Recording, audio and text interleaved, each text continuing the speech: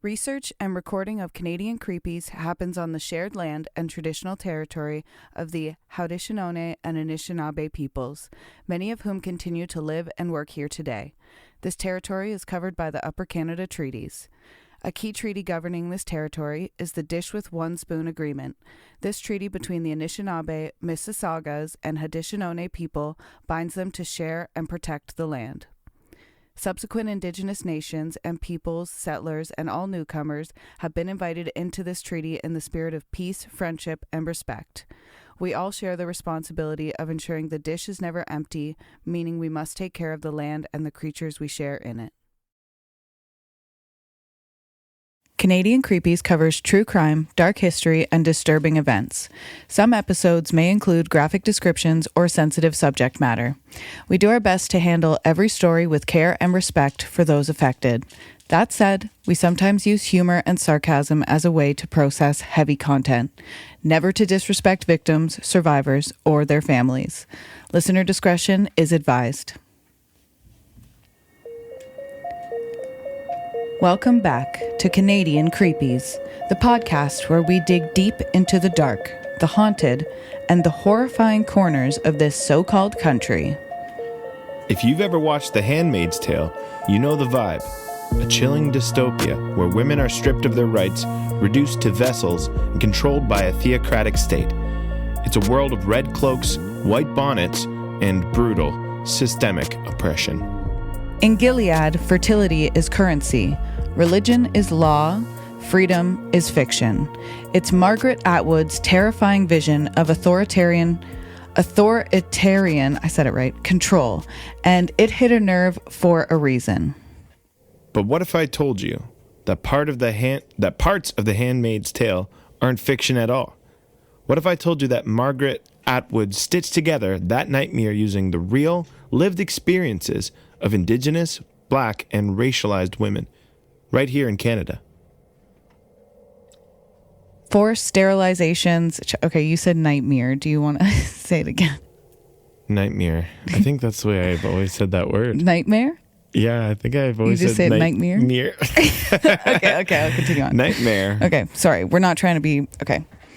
In your nightmares. Sorry, okay. You're right. Okay, back to the script. Forced sterilizations, child removals, religious violence, state-sanctioned control of women's bodies. It's not just Gilead, it's Canada.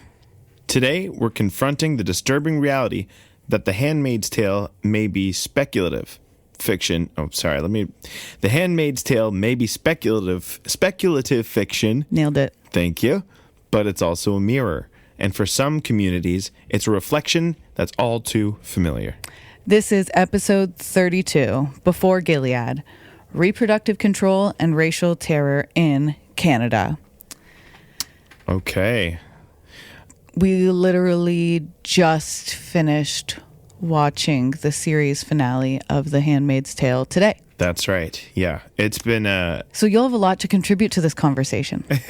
I should. Yay. I should. Really enjoyed the series as well. I mean, it was... fantastically done. I love that it was filmed so locally to us here as well. Yeah, I know. Yeah, it was funny. Yeah, there was like an area that my band plays all the time. You can name the area. Crystal Beach. Shout out Crystal Beach. Shout out Crystal Beach. And Crystal Beach, Ontario. That's right. Derby Road was shut down for the filming of The Handmaid's Tale. And I remember being this whole big thing and all the storefronts closed and stuff. Like one of the bars we play at is like right there. And then it was so funny to actually see it play out in the series because like, oh, it's coming. I can't wait to see it. It's going to be really interesting to see that straight. And it was like just like a split second. Yeah, them just like walking. Yeah, it was funny. It is funny. What is the dog eating? Yeah, it distracted me a little bit. There's no, maybe there's still some food in the bowl. Oh, okay. Then it's fine. It's fine. Nothing is sus. Yeah. Nothing is sus. It always is a bit sus when the dog comes back chewing something and you're like, we didn't give you that. Yeah, we did not. And excuse the Felix, we downloaded him, my son, Felix. We downloaded him, what is it, Minecraft Legends? Minecraft Legends, yeah. He was super big hit, anybody with kids. who likes Minecraft and Xbox. He is having the time of his life. Yeah, you will hear many exclamations of joy maybe in the background there, and he's just really enjoying himself. He's enjoying the game. He's in the other end playing. That's fine. And hope maybe it'll add like just some levity to the... Absolutely. In a not disrespectfully flippant way. That's right. Just like my amazing pronunciation of nightmare. Nightmare. Yes. I wonder where I got that from because I've always said it that way. Have you? I honestly thought you were just like nightmare. No, and I remember hearing it the other way and being like, that's a strange way to say that. And it's not. Different strokes for different folks. Yeah. I also wanted to make a quick note. Thank you to so two things. Number one, got an email for a new segment we'll be starting next week. Not going to say what it is. You'll have to tune in and find out. Second thing, I got a text from through the Send Us Your Canadian Creepy. I think someone thought I can text them back, which is a fair assumption. I cannot text you back if you text me through that, and I don't even have your full number. So if you want me to reply, please give me an email address, and I will reply to you from the Canadian Creepies email. But this text was from a number ending in 0184, and they said they have a creepy story or two, and I would love to hear those creepy stories. Cannot wait to hear those creepy stories. I'm so sorry if you feel like I left you hanging. I have no way to text you back or know your phone number or anything. Email. Yeah. So when you if you want to reply, send me an email address that I can reply to you to. And I think that's it. Housekeeping. Very good. Housekeeping. Okay, ready? Yes. Oh, and one more thing I wanted to say before we got into it is I personally have never read the book The Handmaid's Tale. Have you? No, I've not. Okay, so neither of us have ever read the book The Handmaid's Tale. Right. If anyone wants me to read the book and do an episode where I review the book. Oh. Because I'm a big reader. I like reading. That's a fun idea. Send me an email and I will do that. But send Canadian Creepies an email. Yeah, Canadian Creepies podcast at gmail.com. Right. And I will do that. I'm probably going to read it on my own anyway at some point. It's just if somebody wants me to do that, then it'll be more of a rushed order. Yeah, it'll be a little fire in your pants. A little fire in the pants. That's what everyone wants. That's right, to get you to do a reading. That's right. That's right. Margaret Atwood. The Handmaid's Tale is not merely a work of dystopian fiction. It is a meticulously constructed narrative grounded in historical realities. Atwood herself has emphasized this point, stating, "There's nothing in the book that didn't happen somewhere, sometime." And if we're going to be taking it's not really a book report format, but if there was going to be a theme to this whole episode, that's a running theme in this episode, is that there's nothing in the book that didn't happen somewhere, sometime. We're going to come back to that a few times. Yeah. Okay. So here are some historical inspirations behind The Handmaid's Tale. Atwood's novel draws from a tapestry of historical events and practices, many of which have roots in Canadian history. Puritanical influences. The theocratic regime of Gilead mirrors, and should I define what theocratic means just in case? Yeah. I don't want to just throw around words. Certainly. So theocratic, for those who don't know, means relating to or denoting a system of government in which priests rule in the name of God or a god. Yeah. So the theocratic regime of Gilead mirrors the strict religious orthodoxy of 17th century Puritan New England. Atwood studied these societies during her time at Harvard, noting their rigid gender roles and suppression of dissent. Biblical justifications for oppression. The practice of forced reproduction in Gilead is inspired by the Old Testament story of Rachel and her handmaid, Bilhah.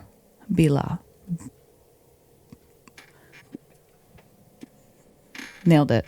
Wherein a servant is compelled to bear children on behalf of her mistress.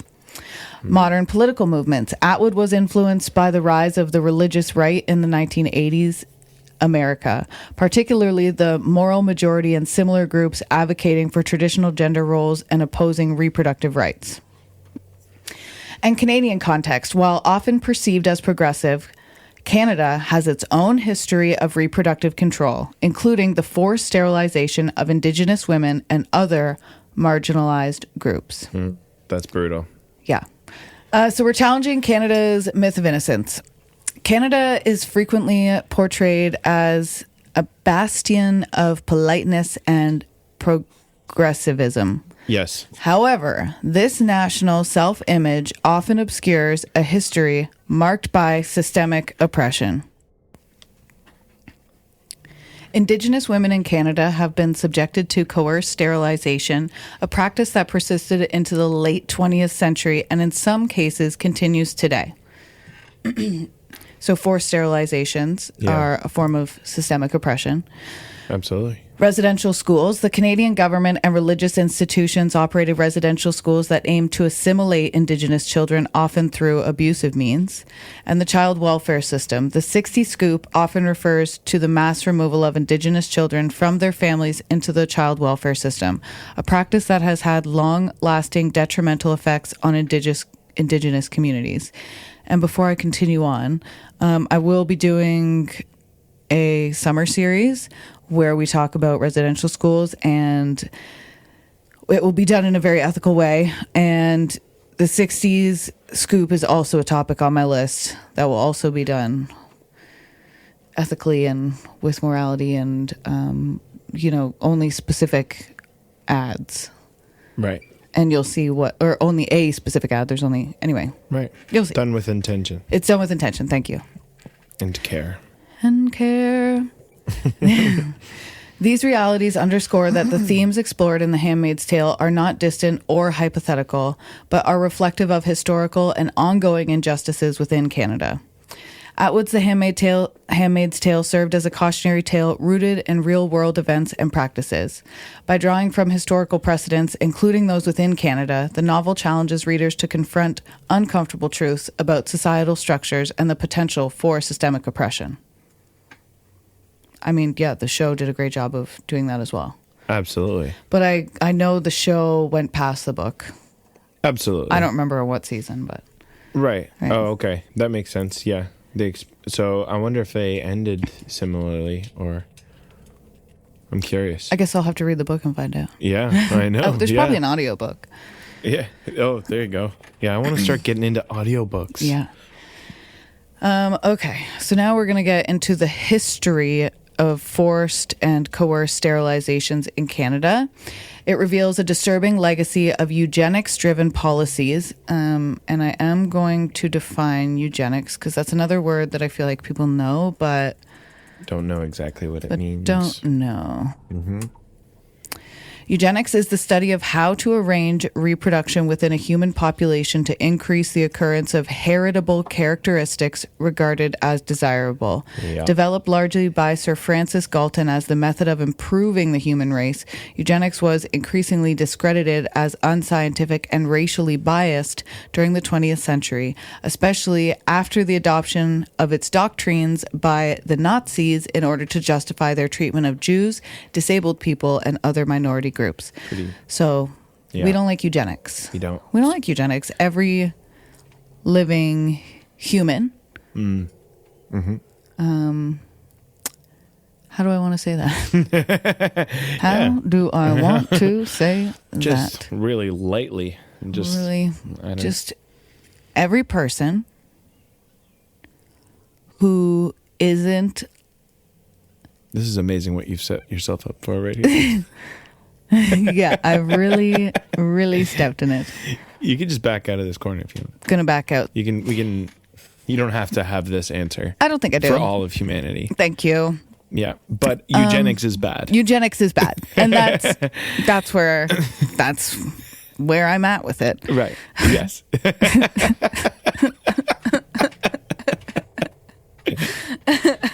Yes. Okay. So Valerie solves all the world's issues in this episode. So you know, a little teaser. Yeah. The history of forced and coerced sterilizations in Canada reveals a disturbing legacy of eugenics-driven policies that disproportionately targeted Indigenous and Black women. These practices, rooted in colonial ideologies and systemic racism, have had lasting impacts on affected communities. For example, there was a eugenics program in Alberta and British Columbia, and it was from 1928 to 1972. That's not that long ago. Not that long ago. Wow. That's not that long ago. Not that long ago. In the early 20th century, Alberta and British Columbia, enacted legislation that allowed for the sterilization of individuals deemed unfit to reproduce. Oh, I see. Let's not teach them sexual education. Sterilize them. Yeah, right. Yeah. So it was... Wait, at what point in their life are they being deemed? Well, here's what I know. Okay. Alberta's Sexual Sterilization Act was from 1928 to 1972. This act established the Alberta... I could make a joke about Alberta because of these eugenics here. Like, that's why they all vote conservative now. That's why they all want to separate. This act established the Alberta Eugenics Board. Gross! The AEB. The EUB. EUB. EUB. Ew. Let's see. If something's gross now, you can be like, ew. Yeah. Which authorized the sterilization of individuals labeled as mentally deficient or socially unfit. Between 1929 and 1972, 4,785 cases were presented to the board with... Can you guess what percentage of them were approved? No. 99% were approved. Oh my God. Resulting in 2,832 sterilizations. Wow. Indigenous people, though comprising only 2 to 3% of Alberta's population, accounted for 6% of sterilization cases. Notably, 74% of Indigenous cases presented led to sterilization. I see. So they're just like, oh, definitely these ones. Yeah. Okay, interesting. Similar to Alberta. What are the other stats on that? Or what do you mean? Do you have the other stats on? No, it doesn't matter. It doesn't matter. We can keep going. Okay. If anybody has any questions about this that you can't find on Google, I guess ask me and I'll see if I can find any. Yeah, so let's hear. British Columbia's Sexual Sterilization Act was from 1933 to 1973. Similar to Alberta, British Columbia's legislation permitted the sterilization of individuals institutionalized for mental illness or deemed unfit. Why not just keep these women safe? Keep them safe, because if people are mentally ill, it's not likely that a pregnancy would result out of something consensual, right? Keep the women safe. Keep the women safe. Keep the I was also going to be like, and the women identifying safe, right? While and the trans people safe. Keep them safe. Keep them safe. Yeah. While exact numbers are less documented, the act remained in force until 1973. Yeah. That's not that long ago. Not that long ago.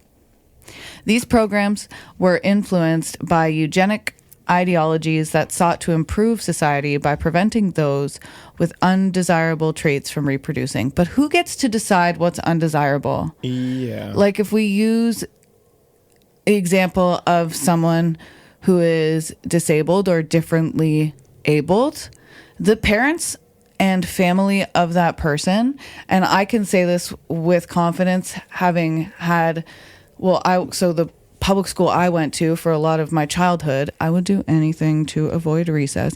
And we had like one of the, I think best disabled rooms. Yeah. Like specifically for people with cerebral palsy and other sorts of disorders to that effect. Yeah. And I would go in, like, that was what I did on my recess. I would go in and help out with these kids. And as well, one of those kids ended up being the sister of a girl who I became very close with in high school. We were in the plays together. Nice. So I know from witnessing personally that the parents and family members of people who are disabled or differently abled do not see their life as any less valuable than anyone else. So who is to say which traits are undesirable for reproducing? Right. That's well said. Exactly. I think Beauty's in the eye of the beholder. Yeah, exactly. It's not up to certainly the government to decide who is what are valuable traits in a person. No, absolutely not. And it's just you don't get to decide that. No, we do. It's just exactly. I do. I get to decide who, That's right. For myself. For your child. And my child. Yeah, I don't know. I feel like I backed myself into a weird corner there.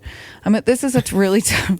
It's going to be an episode of Corners. It's an episode of called Corners. Valerie's Tense Corners that she will put herself in. Can she think her way out? Tune in next time. How many feet can she fit in her mouth? All of them, and then some. Women, particularly those who were young, poor, unmarried, or from minority communities, were disproportionately targeted. So women, particularly those who were young, that's an undesirable trait. Wouldn't ever want to be young. See, that was a mistake. They shouldn't have been. Poor.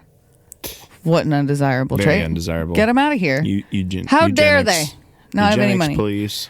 Yeah. Woo. Unmarried. Yep. Trait. Get her out of here. We're gone. Later. And last but not least, minority communities. Oh, being a minority. What an undesirable trait. You don't look like me, and there's less of you. Yeah, it's very general reason. Here's some recent revelations.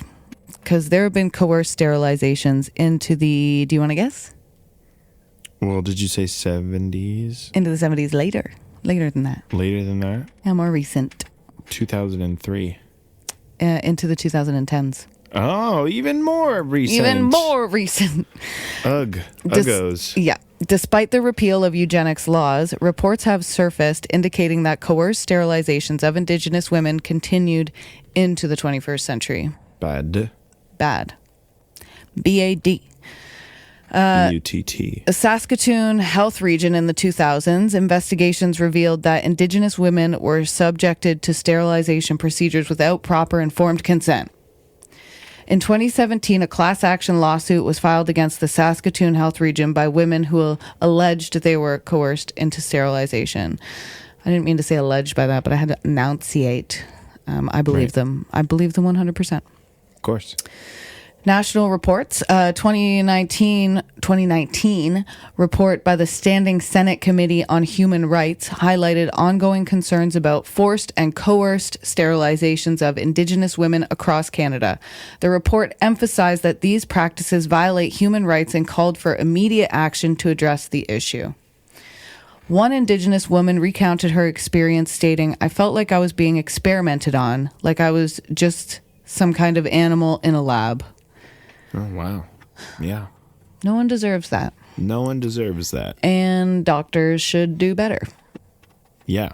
Like, what doctor is like, okay. Yeah. Not a good one. Yeah. If you're a doctor out there and you're like, okay. The government's telling me to sterilize some women because this one makes under $20K. Better tie her tubes. If that's you, get a grip, bud. Okay, These revelations underscore the persistence of reproductive control over Indigenous women, reflecting a continuation of colonial practices that infringe upon bodily autonomy and human rights. The forced and coerced sterilization of Indigenous and Black women in Canada is a stark reminder of the country's history of systemic racism and colonialism. These practices, both historical and contemporary, highlight the need for ongoing vigilance, accountability, and reconciliation to ensure that such violations never occur again. Nailed it. Thank you. Sorry, I was distracted by the dog. That's okay. She came up and desired my attention. She was very cute. She was very cute. Okay. Canada's residential school system, the 60 Scoop, and the ongoing overrepresentation of Indigenous children in foster care constitute a continuum of state-sanctioned or province-sanctioned efforts aimed at dismantling Indigenous families, cultures, and identities. These practices echo the dystopian themes of The Handmaid's Tale, where children are forcibly removed from their families under the guise of societal betterment. Yeah. Awful stuff. Right? That's the Handmaid's Tale, them taking Canada, that's like exactly residential schools. It's like what actually has that has actually in Canada. It's not made up. It's not fiction. Our government did that. Yeah. Your bud, John A. MacDonald, that was one of his ideas. He did that. Your fucking buddy, John A. MacDonald, he did that. He did that shit. He was into it. And that's the royal your buddy. That's right. Yeah, but not if you take offense to that, then I'm actually talking to you. Yeah, it's just, these are important part. If you're someone who's like, look at history. Well, let's look at all of history then. Let's look at all of history, even just this immediate history where we are. That's right. Residential schools were instruments of cultural genocide. So I'm going to touch on residential schools here. But again, there will be a 6-part series in the summer digging deeper into residential schools. From the 1880s until the late 20th century, the Canadian government, in partnership with Christian churches, operated residential schools designed to assimilate Indigenous children into Euro-Canadian society. Can I get a that's gross? That's gross. Thank you. Hey, over 100. That's what I'm here for.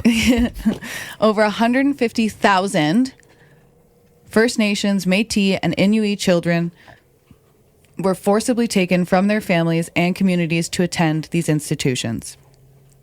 Forcibly taken. Yeah. Ripped out of their mother's arms. Yeah, it's really sad. Sorry, I have to sing to get through. I know. No, it's okay. It's this was I mean, if you haven't seen the show, you gotta watch this show. It's heartbreaking. It's brutal. It's hard to get through. It is. And to think that it's based off of so much reality. Yeah, and so much of our history as a nation. Mm-hmm. If you're proud to wave your flag, remember this comes along with it. Nice. Children were often... Epic. That was an epic little statement. Yeah. Nice. Children were often prohibited from speaking their native languages and practicing their traditions, leading to a profound loss of cultural language. And let me just pause there for a minute. As white folks, we value our culture and our language so much. Look what we fucking do around Christmas time. Look what we do around Halloween. Like, as things we do as like white people or like descendants of colonists, and the things we get mad about, oh my goodness, they changed the Tim Hortons cups. Everybody's up in arms. Right. Up in arms, freaking out. Yeah. You know? So I'm bringing this up because it's so important to be mindful that as a descendant of a colonist, whether you actually are in your bloodline or not, the land you're standing on right now, you're benefiting from what colonizers did. You're benefiting from what these horrible people did to children. Quite literally children. Canada was like built on blood, children's blood, Indigenous children's blood. And I think we should just always all be mindful of that. Yeah, that's right. And it's like, yeah, imagine like we lose our shit over Tim Hortons cups. And when kids, like when we can't do certain traditions with kids, like around Christmas and stuff, we lose our minds. And we had the audacity to take it away from, is like their culture away from these kids. Do you know what I'm saying? Yeah, absolutely. Does the point I'm making make sense? It does make sense. Thank you. Yeah, no, I agree. I mean, it's like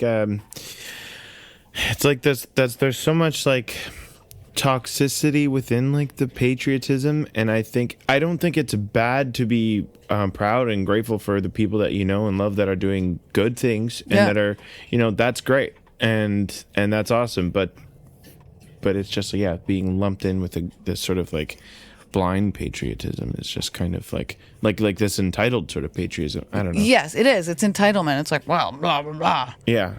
My dad has been here. Yeah. Your dad raped a child, so that's not great. Potentially. Great dads, probably. Yeah. Okay, the Truth and Reconciliation Commission of Canada described the residential school system as a form of cultural genocide. Period. The legacy of residential schools includes intergenerational trauma, loss of cultural identity, and a deep mistrust of government institutions among Indigenous communities. Don't blame them. The discovery of unmarked graves at former residential school sites has further highlighted the devastating impact of these institutions. There was also the 60s scoop, a continuation of cultural displacement. Between the 1950s and 60s, a practice known as the 60s scoop saw thousands. So after residential schools, the government went back. In the 50s and 60s, a practice known as the 60 scoop saw thousands of Indigenous children removed from their families by child welfare authorities and placed into non-Indigenous foster or adoptive homes, often without the consent of their families or communities. This practice was justified under the pretext of child welfare, but resulted in the loss of cultural identity and connection to Indigenous heritage for many children. Yeah. Again, the Tim Hortons cups aren't that fucking important. The term 60 scoop was coined by Patrick Johnston in 1983 in his report, Native Children and the Child Welfare System. The 60 scoop perpetuated the objectives of the residential school system by continuing the removal of Indigenous children from their cultural contexts, leading to similar long-term effects on identity, mental health, and community cohesion. And now what that is translated to is a contemporary overrepresentation in foster care. Today, Indigenous children remain disproportionately represented in Canada's foster care system. While Indigenous children make up approximately 7.7% of the child population, that's it. They account for over 52% of children in foster care. Wow. In certain provinces, the disparity is even more pronounced. For instance, in Manitoba, Indigenous children constitute about 90% of the child welfare caseload. Wow. This overrepresentation is attributed to systemic factors, including poverty, inadequate housing, and the lasting effects of colonial policies. Yeah. The child welfare system's criteria for intervention often fail to consider the cultural and socioeconomic contexts of Indigenous families, leading to disproportionate removals. So they're not giving them resources, they're just like, take them out of the home. Yeah. And there are also state-sanctioned systems of control.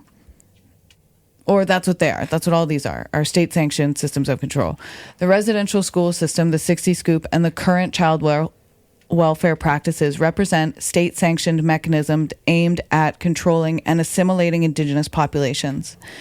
These systems have disrupted family structures, eroded cultural identities, and inflicted lasting trauma on Indigenous communities.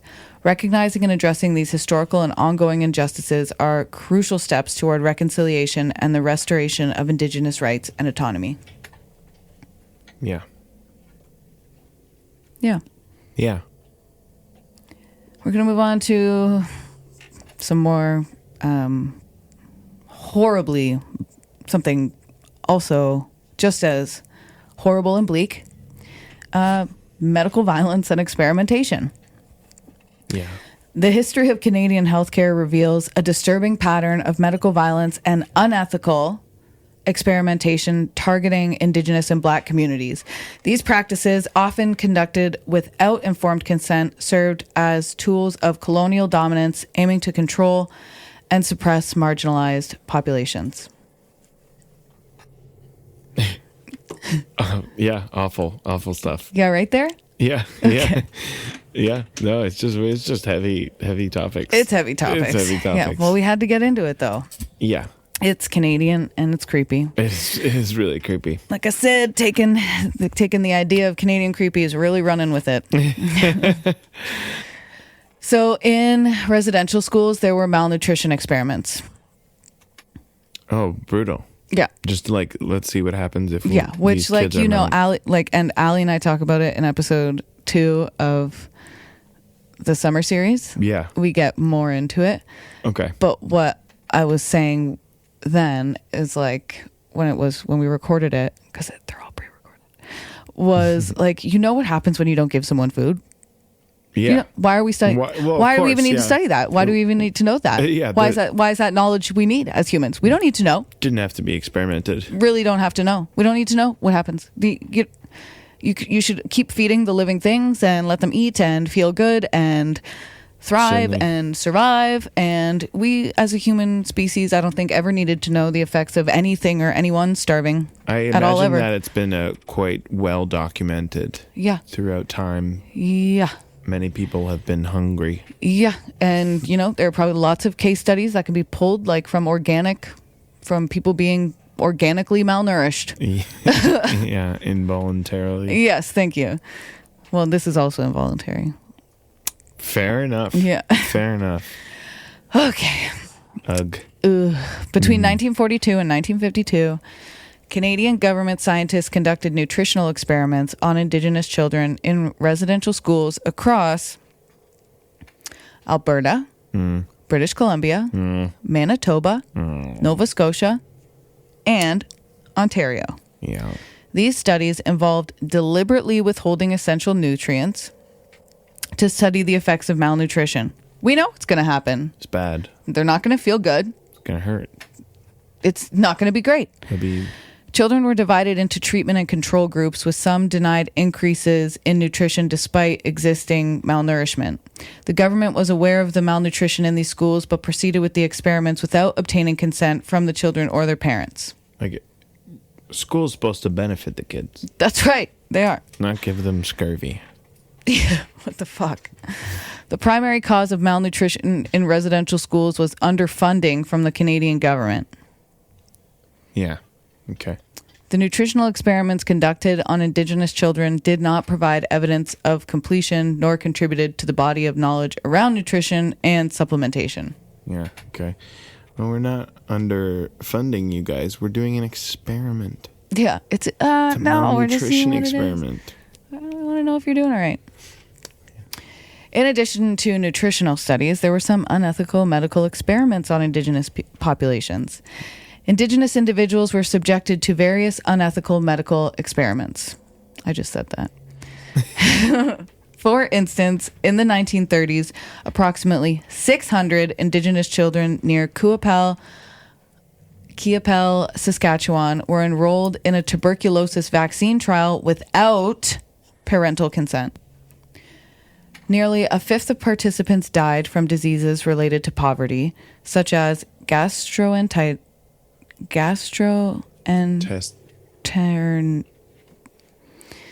and pneumonia due to the lethal living conditions on the reserves. Gastropub. At the Charles Camsell Hospital in Edmonton between 1949 and 1953, 374 experimental surgeries were performed on tuberculosis patients without the use of general anesthetic. Yeah. So just stabbing them. Stab them and be like, what happened? Yeah. What happens? Yeah. Write it down, Paul. Yeah, Paul, write it down what happens when this person gets surgery and doesn't have any anesthetic. Patients underwent procedures like lung collapse and rib removal while awake, leading procedures such as lung collapse procedure. Yeah, like if your lung, like they collapsed the lung. They collapsed the lung and took out the rib. That's like one of the worst procedures, I feel like. Yeah. And that led to, at a surprise to no one, it led to deformities and long-term health issues. Additionally, 125 sterilizations were documented at this hospital between 1971 and 1974. That isn't that long ago. No. The 70s aren't that long ago. We also have a history and probably currently have anti-Black healthcare discrimination. Black Canadians have historically faced systemic racism within the healthcare system, leading to disparities in treatment and outcomes. A qualitative study in Montreal revealed that Black individuals experienced various forms of racism in healthcare, including overt and covert interpersonal racism, stereotyping, and racial microaggressions. These experiences have contributed to mistrust in medical institutions and reluctance to seek care. Discrimination against Black people is deeply entrenched and normalized in Canadian institutions, policies, and practices, often invisible to those who do not feel its effects. The control of reproductive rights has been a central aspect of colonial dominance in Canada. The Sexual Sterilization Acts in Alberta from 1928 to 1972 and British Columbia from 1933 to 1973 allowed for the sterilization of individuals deemed mentally unfit or socially or socially inadequate. Wow. Socially inadequate. Yeah. Brutal. Disproportionately targeting Indigenous women. Even after the repeal of these laws, reports of coerced sterilization persisted. In 2017, a report highlighted coerced tubal ligations inflicted on Indigenous women at the Saskatoon Health Region. In 2019, an Inuit woman in Yellowknife was sterilized without her consent during abdominal surgery. Oh my God. The doctor involved publicly apologized, but the Royal Canadian Mounted Police declined to investigate, citing the woman's unwillingness to file a criminal complaint. The history of medical violence and experimentation against Indigenous and Black communities in Canada underscores the systemic racism embedded within the healthcare system. These practices have led to lasting trauma, mistrust in medical institutions, and ongoing health disparities. Addressing these issues requires acknowledging past injustices, implementing anti-racist policies, and ensuring informed consent and equitable treatment for all patients. Good. Yeah. Mm-hmm. Another way this ties into The Handmaid's Tale, I forgot this was like before Gilead. Oh, right. You know what I mean? I forgot like what the topic of this episode was. I was just so deep into that. I know. It's, yeah. So yeah, that it's very heavy. Yeah. And so, I mean, yeah, so this is. And what's bizarre to me is like you're coercing sterilization. It's not bizarre, I guess. I guess it's maybe like a different form of like eugenics. It's like a modern day eugenics by coercing Indigenous women to be sterilized and have poor health care for Black women, but then not have any access to abortion also either. Right. In most places. Yeah. So, you know, it's hard out here. Yeah. Yeah. I don't know. Okay, so let's move on to surveillance and state control. Yes.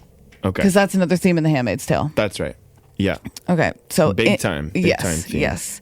State control. And everybody's like against each other in The Handmaid's Tale. Like everybody, you don't know if they create so much mistrust between like handmaids and Marthas and like civilians, or you know what I'm saying.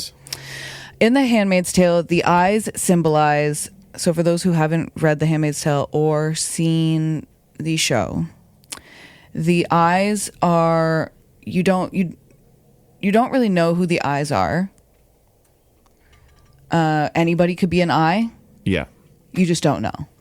Your driver could be an eye. Your Martha could be an eye. Well, actually, I think they're mostly men. It seems to be, yeah. Yeah. So like your driver could be an eye, or your security guard could be an eye. You just don't know. So the eyes symbolize the omnipresent surveillance apparatus of Gilead, designed to suppress dissent and enforce conformity. Similarly, in Canada, state surveillance has historically targeted Indigenous activists, Black community leaders, and land defenders, employing tactics to echo the oppressive mechanisms depicted in Atwood's dystopia. There is a historical and ongoing surveillance of Indigenous activists. Like that one from the Green Party, Rainbow Eyes. Okay. I don't know if she's been surveilled. The Royal Canadian Mounted Police, RCMP, has a long-standing history of monitoring Indigenous communities. From the late 1800s, the RCMP, or formerly the Northwest Mounted Police, carried out surveillance, violent displacement, and relocation of Indigenous peoples onto reserves, facilitating the Canadian government's seizure of Indigenous homelands, undermining Native sovereignty. In recent years, the RCMP's surveillance has intensified, particularly against land defenders opposing resource extraction projects. The RCMP's Community Industry Response Group was established to manage protests related to industrial projects, notably the Coastal GasLink pipeline that we talked about last episode with the Wet'suwet'en. Yeah.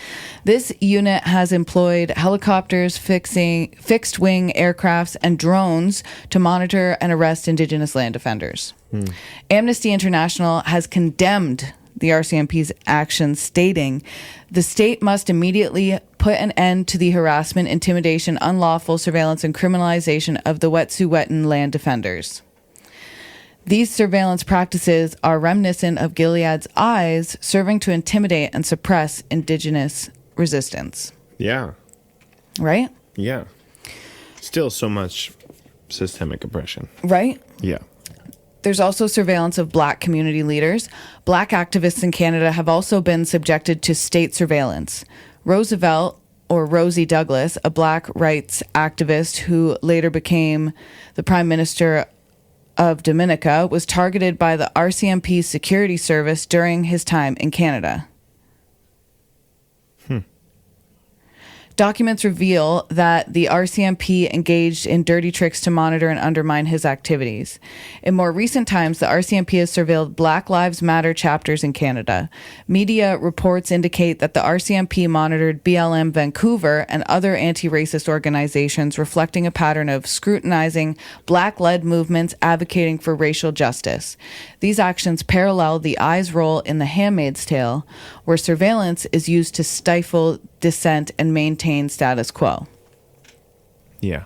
Always turning them against each other. Right. Yeah. And I what see. you see? I see it. Pun intended. Because the eyes. Oh, yeah. Yeah. So, what's the role of surveillance in colonial control? Well, surveillance has been a tool of colonial control in Canada, used to enforce assimilation policies and suppress Indigenous sovereignty. The RCMP's involvement in the removal of Indigenous children to residential schools and the monitoring of Indigenous protests underscores this legacy. The use of surveillance to control and assimilate marginalized communities reflects the broader themes of reproductive and bodily autonomy suppression depicted in The Handmaid's Tale. The surveillance of Indigenous rights of Indigenous activists, Black community leaders, and land defenders in Canada mirrors the oppressive mechanisms of Gilead's eyes in The Handmaid's Tale. These practices serve to suppress dissent, maintain colonial structures, and control marginalized populations. Recognizing and addressing these surveillance tactics is crucial in the pursuit of justice and reconciliation. Yeah. Yeah. Yeah. I don't have plenty to add to that. It's just, yeah. I'm just giving you information, I guess. Yeah, that's it. That is, yeah, absolutely. It's just here's stuff that's gone on, and here's how relates to The Handmaid's Tale. And you can take all this information and sit with it. Yeah, you're welcome. Here's how The Handmaid's Tale used religion and morality as justification, and how it's still used. I mean, yeah, and the whole thing's called Gilead, which is like a Bible reference. Is it? I don't even know what Gilead. I don't know. I'm a heathen. Gilead is the ancient historic biblical name of the mountainous northern part of the region of Transjordan. Yeah. I didn't know Jordan was trans. Me either. Sorry, religious people. Joke's on them. Biblical reference. Okay. Biblical reference. In The Handmaid's Tale, the regime of Gilead employs religious doctrine to legitimize its oppressive practices, using scripture to justify control over women's bodies and the suppression of dissent. Very culty. Very culty. Yeah. This mirrors historical events in Canada, where Christian institutions and moral frameworks were utilized to rationalize the colonization, assimilation, and control of Indigenous and racialized populations. Because remember, all these British people just came over and they were like, we know best, we know best. I'm imagining all these people like walking around with their fingers up like, I know best, I know best, I know best. No, I know best. No, you must step back because I know best. No, I know best. I mean, if only we're that fanciful, I'm sure it was a lot more intimidating. I know best. Boom. Yeah. Yeah. The doctrine of discovery, a theological justification for colonization. I feel like I'm using some big words in this episode. Big ones. Real big ones. Hi, Richard. Hi, Richard. The doctrine of discovery originating from 15th century papal bulls. No. Papal bulls? What are those? 15th century. Papables? No, papables. A papal bull is a type of official decree, document, or charter issued by the Pope. Popables. Popables, yeah, it's a popable.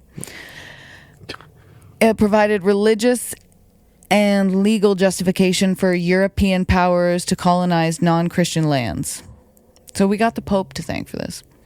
Pope Nicholas V's 1455 bull Romanus Pontifex granted Portugal's King Afonso V the authority to invade, search out, capture, vanquish, and subdue all Saracens and pagans, and to reduce their persons to perpetual slavery. This doctrine, this is somebody from another country saying that. This doctrine underpinned. It's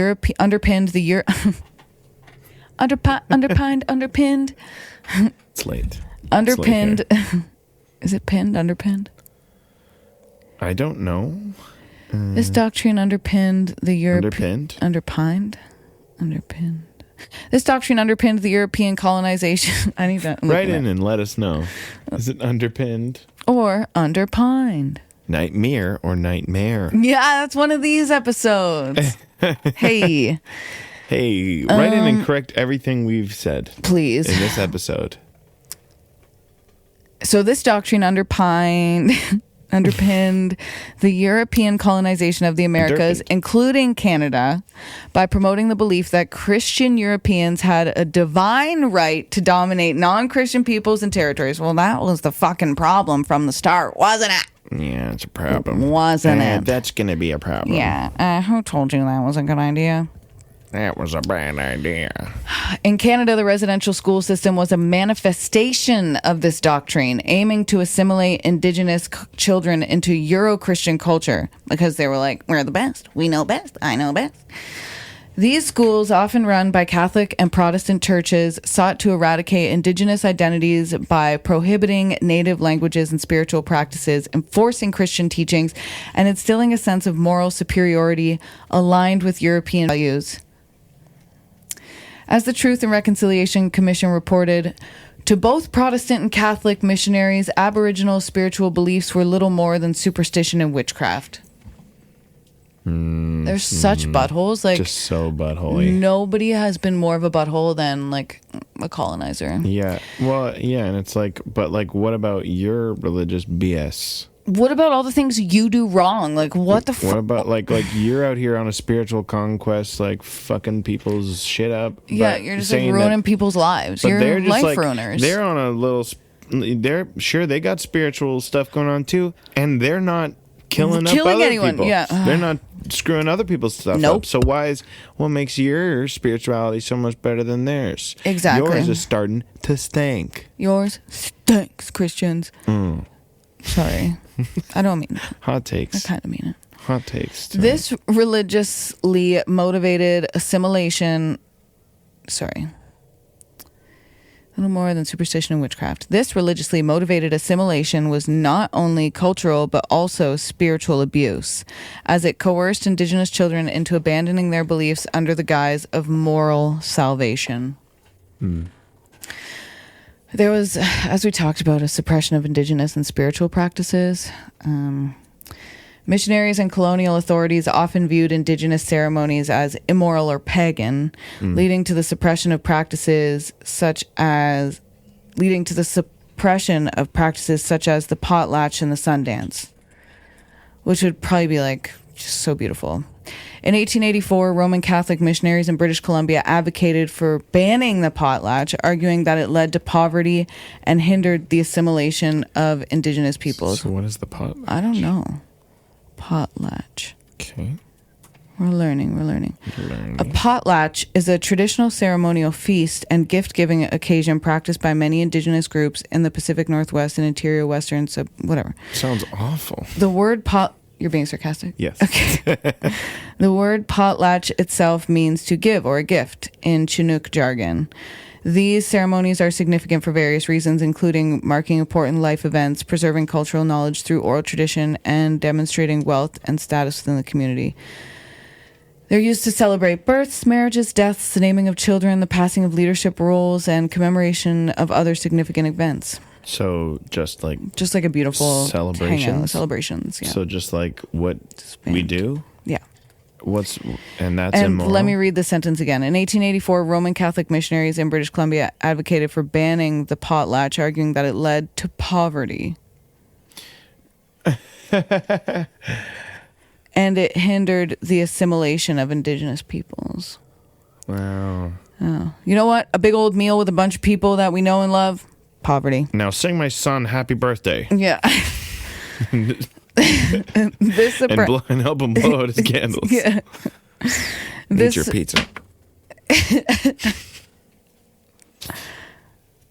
This suppression was necessitating their replacement. Oh, wow. This suppression was justified through a moral lens that deemed Indigenous customs as inferior or sinful, necessitating their replacement with Christian practices. And even more, you know what else they did? More.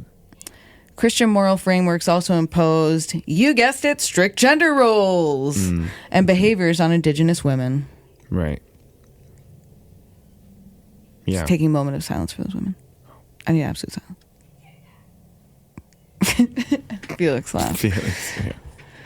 He didn't get the memo. Yeah. Missionaries often intervened in personal matters such as marriage and family life, enforcing European Christian norms.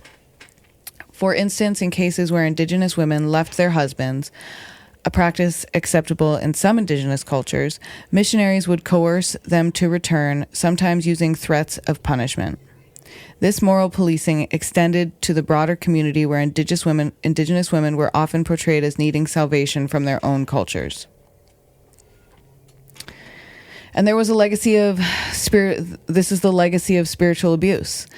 The use of religion to justify colonization and assimilation has left a lasting impact on Indigenous communities in Canada.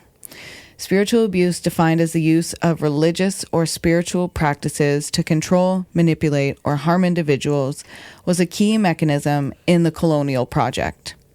By framing their actions as morally and spiritually justified, colonial and religious authorities obscured the violence and coercion inherent in their policies. As noted in discussions on Canada's history of spiritual abuse became a way of engaging in violence while simultaneously hiding any violent implications of that violence. Yeah. Horrible. This is Canadian history. This legacy continues to affect Indigenous peoples, contributing to ongoing mistrust of religious institutions and the need for reconciliation efforts that address both the physical and spiritual harms inflicted. The intertwining of religion and morality in Canada's colonial history served as a powerful tool to justify the subjugation and assimilation of Indigenous and racialized populations. By invoking Christian doctrine and moral superiority, colonial powers enacted policies that suppressed Indigenous cultures, languages, and spiritual practices. Understanding this history is crucial in acknowledging the full extent of colonial violence and in working towards meaningful reconciliation. All right. I got one more little section for you, and then we're going to do Creep of the Week. Okay. Okay? Okay. Let's hear it. Okay. So we're going to refuse the narrative of the past. I like that. Yeah. I like this a lot. Yeah. It's tempting, comforting even, for many Canadians to relegate the horrors of forced sterilizations, residential schools, medical experimentation, and surveillance to a bygone era. To believe that these injustices were isolated moments in an otherwise just society. But as The Handmaid's Tale warns us through its chilling world building, dystopias don't erupt overnight. They evolve from ordinary, normalized policies grounded in prejudice, control, and apathy. Margaret Atwood said herself, "Nothing went into The Handmaid's Tale that didn't happen somewhere, sometime." Yeah. The implication is chilling. Canada's own history helped shape this global dystopian cautionary tale. And yet, much of what this episode has explored, reproductive coercion, systemic child removal, racially biased medical systems, and surveillance of racialized communities, continues in present day. These are not historical footnotes. Coerced sterilizations of Indigenous women were not just a feature of the 20th century eugenics laws. As late as 2017, a Senate committee heard testimony from multiple Indigenous women who were coerced into tubal ligations during childbirth. One woman stated, "I felt like I was being experimented on, like I was just some kind of animal in a lab." And nobody should ever feel that way while they're receiving health care. The 60 scoop may be officially over, but its echoes are deafening. As of 2024, more than 50% of children in Canadian foster care are Indigenous, despite Indigenous people making up less than 8% of the population. The RCMP and CSIS still surveil land defenders and Indigenous organizers, especially those opposing resource extraction projects like those in the Wet'suwet'en territory. I'm having a hard time realizing when the sentences are ending. Like those in the Wet'suwet'en territory. This mirrors Gilead's eyes, who serve to monitor dissent and enforce ideological purity. The story is being reclaimed. Refusing to treat these as past problems is an act of resistance. As Mi'kmaq lawyer and Professor Pam Palmater puts it, the government wants us to believe that these harms are historical. But the truth is, we are still being targeted, still being watched, still being denied our rights, just through different systems and language. And as Cree writer Billy Ray Belcourt has reflected in his work, Canada is built on the ruins of Indigenous bodies. But those bodies still breathe, still fight, still love. We are not relics, we are survivors. This is the final warning at the heart of both The Handmaid's Tale and Canada's own history. Dystopias begin not with jackboots, but with paperwork, with policies that seem reasonable when applied to the margins of society, with moral justifications that are rarely challenged, with a public more invested in comfort than truth. And as we let this segment of the episode come to a close, let this truth linger. We were never far from Gilead, and for some, it has already existed. Chilling.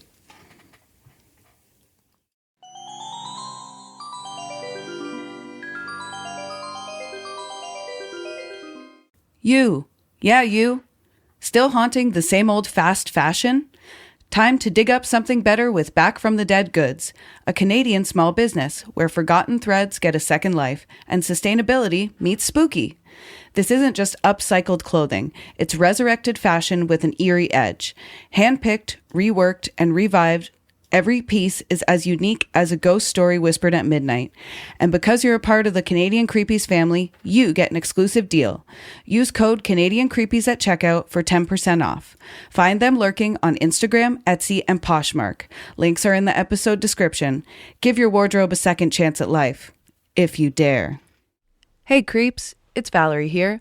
And if you're anything like us, you love capturing a moment, whether it's spooky, sweet, or somewhere delightfully in between.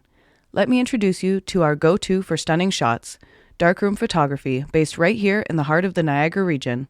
Mel, the brilliant eye behind the lens, is a lifestyle and creative photographer who brings a little bit of magic and maybe a touch of mystery to every session. She's got all her prices listed right on her website, super transparent, no tricks, and she runs killer seasonal specials around Mother's Day, Halloween, Christmas, and more. I'm telling you, her Halloween sessions, creepy perfection. So, if you're in the Niagara area and looking to capture memories that are hauntingly beautiful, hit up Mel at mel@darkroomphotography.ca or check out her work at www.darkroomphotography.ca. That's Darkroom Photography, where your memories come to life, even in the dark. Support reproductive justice in Niagara. Niagara Reproductive Justice is a grassroots collective based in the Niagara region of Ontario, working to increase visibility and access to sexual and reproductive health care. They support people seeking abortion and other essential care by offering transportation, financial assistance, logistical help, and emotional support. Here's how you can help. You can make a one-time donation. Send an e-transfer to niagarareproductivejustice@gmail.com. Your support helps cover costs like gas for volunteer drivers, overnight stays, childcare, and other urgent needs. You can also support monthly via Patreon. Join their Patreon and support the cause month to month.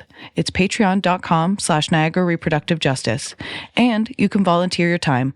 NRJ is always looking for volunteers to help with driving, outreach, admin support, and community organizing. If you're looking to make a real impact in the Niagara region, this is a great place to start. Contact them via email or DM them on Instagram or Facebook to learn more. You can find them on Instagram at Niagara Reproductive Justice and on Facebook at Niagara Reproductive Justice.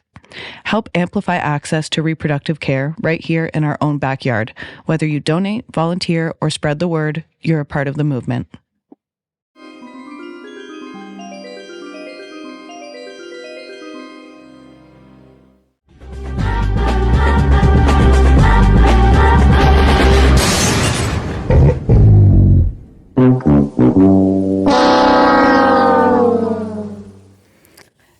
This week's Creep of the Week is very thematic, very on the nose. Rachael Thomas, because I don't think I haven't done a woman Creep of the Week yet. So this is our first woman Creep of the Week. Yeah, round of applause. Rachael Thomas, formerly known as Rachel Harder, is the Conservative Member of Parliament for Lethbridge, Alberta. Her actions and positions have raised significant concerns regarding reproductive rights in Canada. So, Creep of the Week, Rachael Thomas. Okay. Who is she? As I said, she's the Conservative MP representing Lethbridge. Yep. And since her election in 2015, she has been a very vocal opponent of abortion rights in Canada. Strange. So this woman who's a descendant of people who liked eugenics, yeah, it seems like we should trust her. Love that. Her great uncle, whatever, was like, pass the eugenics law in Alberta. I mean, we don't know that for sure. No, we don't. We're speculating. I'm not even speculating. I'm making a joke. It's a complete joke. Okay, so why is she Creep of the Week? Besides the obvious. One thing is her anti-abortion advocacy. She has consistently expressed anti-choice views. During her 2015 campaign, she completed a survey from the Anti-Abortion Campaign Life Coalition, indicating her commitment to introducing and supporting legislation that would restrict abortion access. In 2017, Thomas was nominated to chair the House of Commons Standing Committee on the Status of Women. This nomination was met with significant opposition, thank goodness, due to her anti-abortion stance. Yeah. Liberal and NDP members of the committee walked out of a meeting to prevent her appointment, expressing concerns that her views were incompatible with the committee's mandate to promote women's rights and gender equality. Yeah. I'm going to go ahead and agree. Yeah, I would agree. Thomas also co-sponsored a private member's bill aimed at granting legal rights to fetuses, a move seen by many as an attempt to reopen the abortion debate in Canada. Yeah. Why does this matter? Well, Thomas's actions exemplify how individuals in positions of power can attempt to influence and potentially roll back established reproductive rights. Her consistent efforts to introduce and support anti-choice legislation highlight the ongoing challenges faced by those advocating for reproductive freedom in Canada. So, Rachael Thomas, I hope you enjoy your creep of the week. That's her farting. Or being farted at. Nice, babe. Yeah. Yeah. Get 'em. And that was this episode of Canadian Creepies. I think between last week and this week, it's a lot of, but it's necessary. Somebody's got to do it. And I'm the person who's doing it. Yeah, this, you know what? This was heavy. This was info dense. Very info dense. Very info dense. Info dense. As someone self-diagnosed with ADD, I did my best. But I am very enthralled with all this information. I think it's important information to be out there. Yeah. And I think it's important stuff to consider. And that brings us to the end of this week's episode. We know this one was a lot to sit with, but that's the point. The history we uncovered today wasn't just unjust, it was intentional, systemic, and devastating. And its impact isn't buried in the past. It's still being felt. Yeah, and that brings us to our creep of the week, Rachael Thomas, the Conservative MP who recently claimed that supporting access to abortion is some kind of disturbing political ideology. Real rich, considering we just spent an hour talking about how the state has already controlled people's bodies. Congrats, Rachael. You've earned your spot. Thanks for sticking with us. If you've got thoughts about this episode, want to nominate your own creep of the week, or have a hometown horror you think we need to hear, send us a message on Instagram at Canadian Creepies or email us at CanadianCreepiesPodcast@gmail.com. We'll be back next week with more unsettling truths and shadowy stories from the Great White North. Until then, stay weird, stay woke, and stay creepy.